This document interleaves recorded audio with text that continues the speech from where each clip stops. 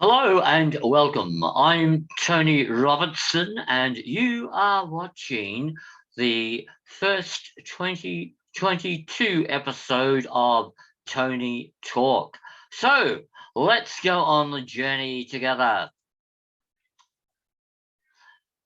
This is it's a new regular sort of chat that I provide to my social media audience and friends just to bring you up to date on what I've been up to. And this one is a bit of a reflection on the year that's just gone. As we gather, I acknowledge that I live and work on the land of First Nations peoples, the Yagara and Turrbal people here in Meanjin, Brisbane, and I pay respect to the elders, past, present, and emerging. I give thanks for the friendships and the wisdom that I've gained from my connection with the communities here and right across the nation, in fact. What a year it's been.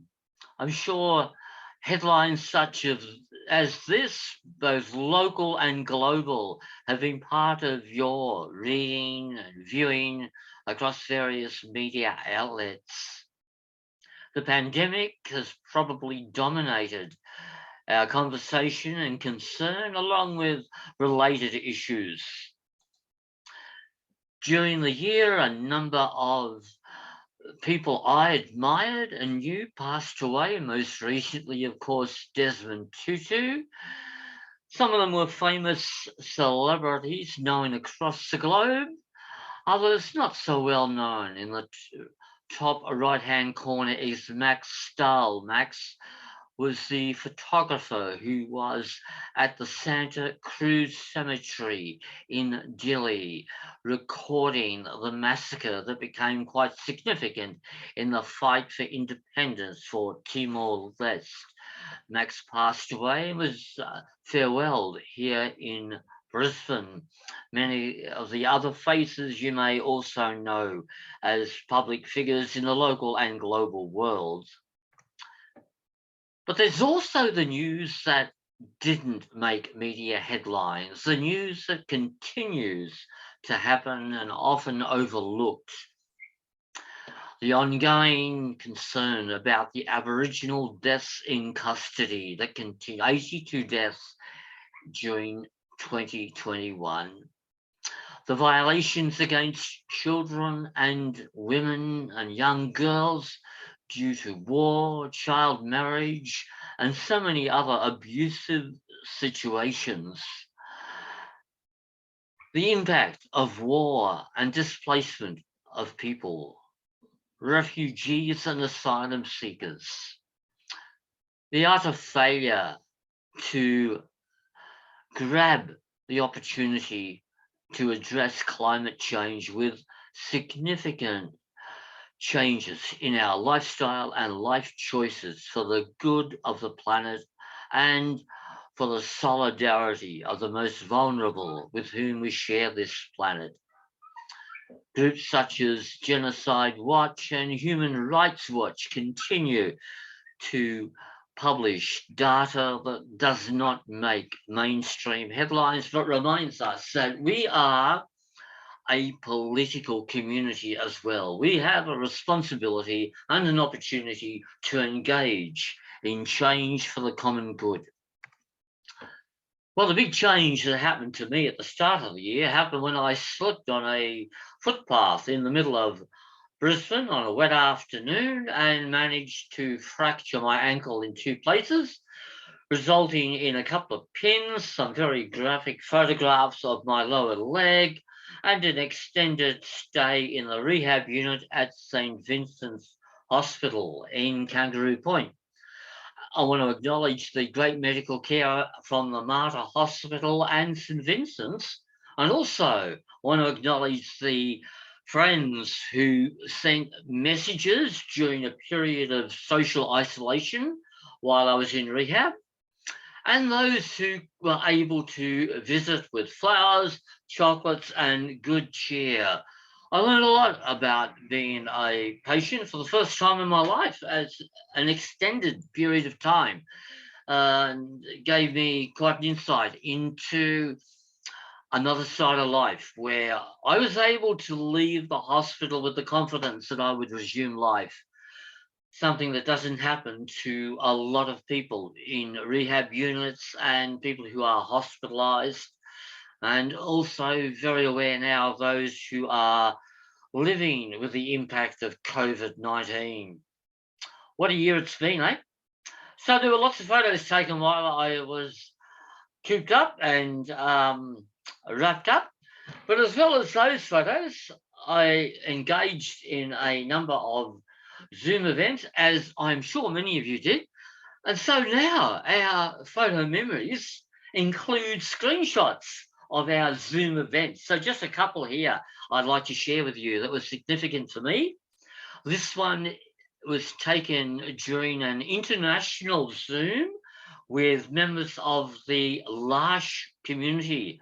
I'm a member of L'Arche Brisbane. I do social media for L'Arche Australia. So we are people who share life with those who live with and without intellectual disabilities. So it's about challenging the fear and prejudice in our community about intellectual disability and living with and sharing lives with those who live with a lived experience of intellectual disability. This has been a significant factor in my life in recent years, as I often speak about disability being the last frontier that I've had to grapple with in my life of awareness and solidarity. So that was one of my big Zoom events. This one is amazing. In this Zoom shot, this is the closest I have ever come to Tony Abbott. And it's the only photograph I have of Tony Abbott and myself in the same lens. You will, however, notice if you look carefully, I am much closer to Kevin Rudd and Frank Brennan than I am to Tony Abbott. And I'm not sure that Tony Abbott is sharing this screenshot with the same sense of wonder and amazement. But this is the whole thing about our Zoom conversations now, is a whole new way of engaging with people we may not have engaged with as much or even at all previously. The technology is breaking down a lot of our social boundaries and helping us engage in new and strong conversations. As well as engaging in the conversations, we're engaging in a whole new way of being aware of each other. Having vaccinations as a way of looking after each other, wearing masks as a statement of care and solidarity for each other and for the most vulnerable. It also means that we get to add to our wardrobe, and I have quite a collection of colourful masks that I take out for my public outings. And now, as of today, with the constant change in government regulations, we are wearing masks in Queensland at any indoor gathering except our homes again. So lots of opportunity for me to bring out my fashionable masks. I did manage to recover from my ankle injury and wasn't out and about as much in the last year as I have been previously, but here's two shots.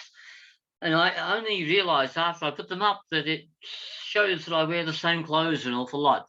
But these were two significant events. One on the left was a multicultural gathering at the Roma Street Parklands, and the one on the right, I took part in the Romero Centre Walk for Refugees. And then again, in both these events, my presence and image has been used to promote causes that I believe in, particularly the recognition of the rights of refugees and asylum seekers, and also the welcome to those who come amongst us as migrants. Another big feature for this year for myself was participating in reconciliation action plans. On the left, I'm at the launch of the Archdiocese of Brisbane RAP, and that publication includes some of my photography. So I was honoured to be asked to contribute to that particular publication. On the right, I also attended the launch of the RAP plan for the Anglican Diocese of Queensland. And while I was at that launch, I was able to take part in a series of interviews about our understanding of reconciliation. It wasn't all work and it wasn't all injury. Vicky and I managed to get away for a little bit of R&R. About a month or so ago, we went to the Gold Coast, as you do in Queensland, and had a few days on the coast. It was absolutely beautiful, just being able to walk around on the beach front. The weather was really nice, and it was just great to be able to chill and relax. But we do that also with the knowledge that this is a privilege and that being able to relax strengthens us for the campaigns and the relationships that are so important in building a healthy community in our neighbourhood, our city, and our state. These are things to which I have a strong commitment. And that commitment is expressed not only through my personal relationships, but also through my social media work. I provide support for the large communities in Australia, working with them to keep their social media platforms up to date and do some content management. Also do some volunteer work with the Catholic Justice and Peace Commission, assisting in their social media presence on their webpage and on their Facebook page. As well as that, many of you will know me from my social media platforms, which are featured here on this slide, and this PowerPoint will be available. I'll put the link on the YouTube videos so that if you wish to go and check out any of my platforms, I welcome you to come and visit. Also, I want to thank those who engage. Social media is just that. It's a social media. It's about the way we engage. The material I share, the photographs I share are about building a community of awareness, a community of commitment, and a community of action for social change. That's what I'm committed to, and the media that we work in allows me to share that quite widely. And as I said, I'm really grateful to those who engage with me with likes and comments.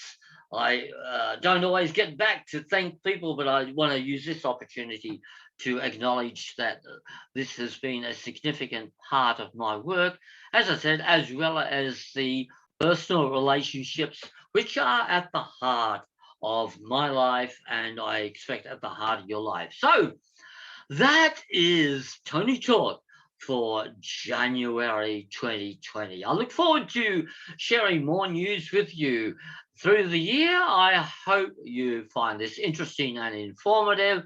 Do get in touch. Let me know what your passions are. Let me know what you're doing this year to build the common good in our community. And with that, thank you. Have a great new year. Have a new year full of passion, wisdom, and solidarity.